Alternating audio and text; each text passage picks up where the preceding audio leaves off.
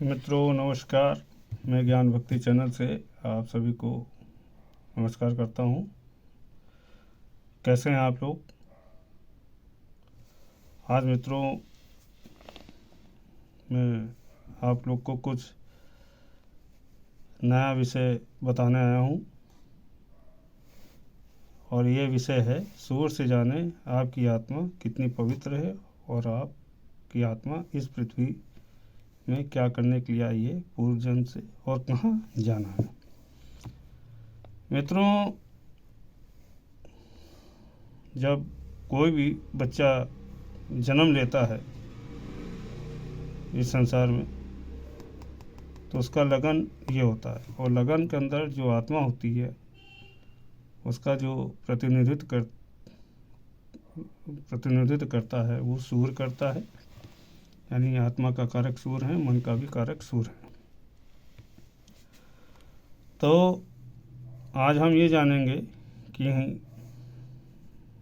हमारी आत्मा कितनी पवित्र है और हम इस पृथ्वी में क्या करने के लिए आए हैं और कहाँ जाना है। मित्रों, इस सूर से हम ये नहीं जानेंगे कि हम क्या बनेंगे, यानी ये आत्मा की सिर्फ बात हो रही है।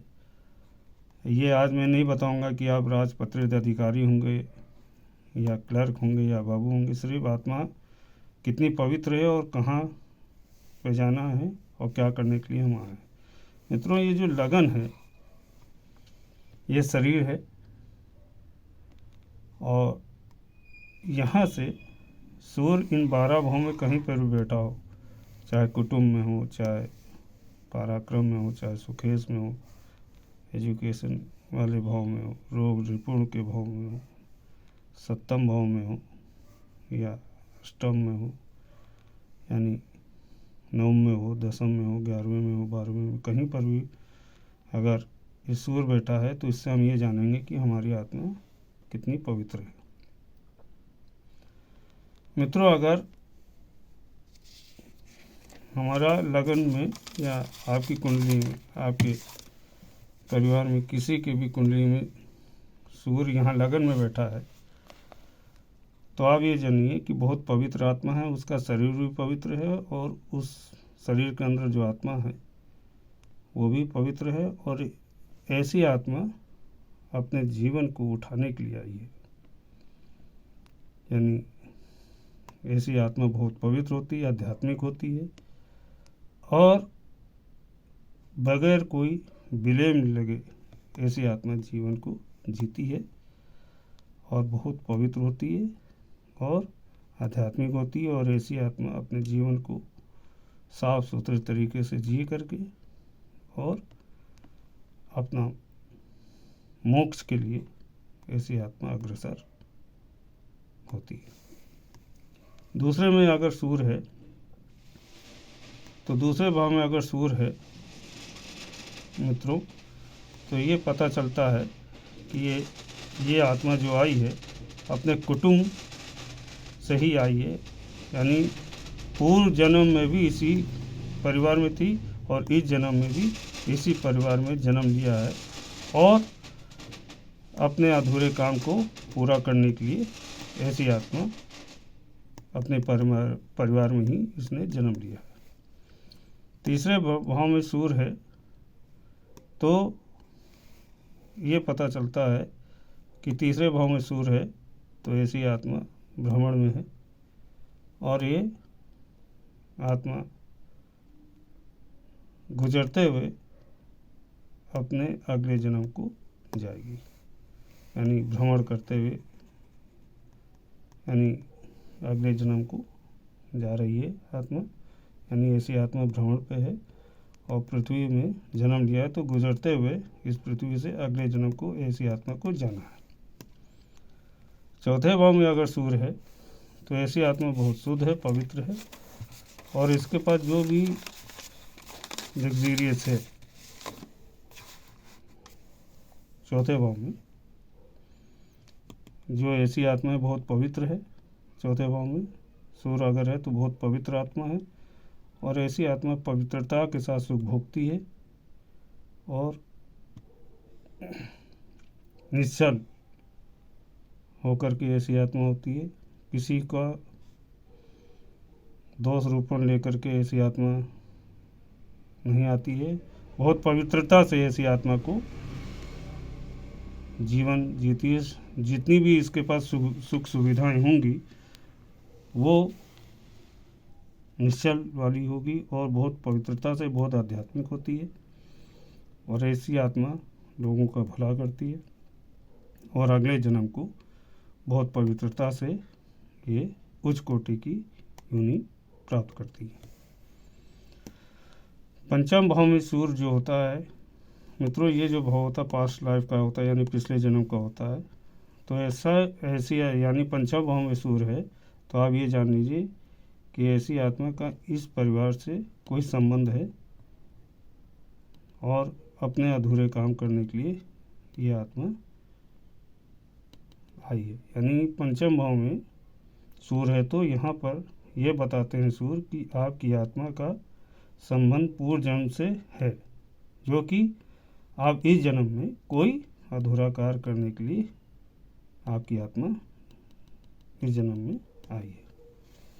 छठे भाव में सूर्य है तो आपकी कुंडली में या किसी भी की कुंडली में हो तो ये बताते हैं कि आपकी आत्मा कष्ट में भोगने के लिए इस पृथ्वी लोक में आई है। यानी इस आत्मा ने पूर्व जन्म में किसी को कष्ट दिया है होगा, तो ऐसी आत्मा को शारीरिक व आर्थिक कोई भी कष्ट हो सकता है। सप्तम भाव में सूर्य बहुत पवित्र आत्मा होती है मित्रों। सप्तम भाव में यहाँ पे सूर्य सप्तम भाव में अगर है तो ये पता चलता है कि आप बहुत पवित्र हैं और आपकी आत्मा लोगों का भला और अपने सहयोगियों का भला करने के लिए एवं उच्च कार्य करने के लिए ये आत्मा आई है और अपने पार्टनर्स का भला करने के लिए आई है। और ऐसी आत्मा बहुत आध्यात्मिक होती है और अपने लाइफ पार्टनर का भी भला करने के लिए ऐसी आत्मा आई है और बहुत आध्यात्मिक होती है। यहाँ पर भी यह आत्मा बहुत पवित्र होती है और उसका अगला जन्म भी बहुत उच्च कोटि का होगा। अष्टम भाव में सूर्य, अगर अष्टम भाव में सूर्य है तो आपकी आत्मा डर और नकारात्मक है लिए हुए है और यहाँ पर आपने कष्ट भोगना है। मतलब कि पूर्व जन्म में आपने किसी को बहुत ज़्यादा कष्ट दिया है और इस जन्म में आपको कष्ट भोगना पड़ सकता है। नवे भाव में सूर्य जो होता है बहुत पवित्र होता है। ऐसी आत्मा बहुत पवित्र होती है, लेकिन वो इस जन्म में जो उसके काम होंगे वो छोड़ देगा और वो अगले जन्म में अपने अधूरे काम को पूरा करने के लिए ऐसी आत्मा आई है। दसम भाव में सूर्य, यहाँ पर भी यह आत्मा बहुत पवित्र होती है। यहाँ पर दसम भाव में अगर सूर्य है तो अगर आपके दसम भाव में सूर्य है तो यह मान लीजिए कि आपकी इस पृथ्वी पर बहुत उत्तम कार्य करने के लिए आप आए, बहुत पवित्र आत्मा है और आपके किए गए कार्यों से लोगों बहुत प्रसन्न रहेंगे और लंबे समय तक आपके कार्यों को याद किया जाएगा। लेकिन ये कर्म का भाव है तो आपको छल का धन या लालच की प्रॉपर्टी कभी नहीं फलेगी। नहीं तो आप जितना भी आपकी आत्मा उत्तम कार्य करेगी वो आपको अगले जन्म या इस जन्म में भुगतना पड़ सकता है। यहाँ पे 11वें भाव में सूर्य हो मित्रों तो ये अगर 11वें भाव में सूर्य है तो यहाँ पर ये आत्मा पवित्र होती है और ऐसी आत्मा लोगों से मेल मिलाप रखना बंद कर देती है और मोक्ष की या अपने अगले जन्म पर जाने की ये तैयार रहती है, जो कि पवित्रता की प्रकाष्ठा होती है। आत्मा इस जन्म में कुछ ज़्यादा इसको करने के लिए नहीं रहता और ये अपने अगले जन्म के लिए एडवांस करती है। 12वां भाव जो होता है मित्रों, यह वाला, यहाँ पर ये सूर्य 12वें भाव में स्थित हो तो ऐसी आत्मा पवित्र होगी और अपने पैर अगले जन्म में रख दिया है, और ऐसी आत्मा ने जो कि मोक्ष की ओर जा रही है और बहुत पवित्र होती है, आध्यात्मिक होती है, और ऐसी आत्मा बहुत ही पवित्र होकर के आध्यात्मिक होती है और ऐसी आत्मा मोक्ष की ओर जा रही है। यह आत्मा अंत समय में किसी की आवाज़ नहीं सुनती, माया मोह से दूर होकर के अपने अगले जन्म को मोक्ष की ओर बढ़ती है।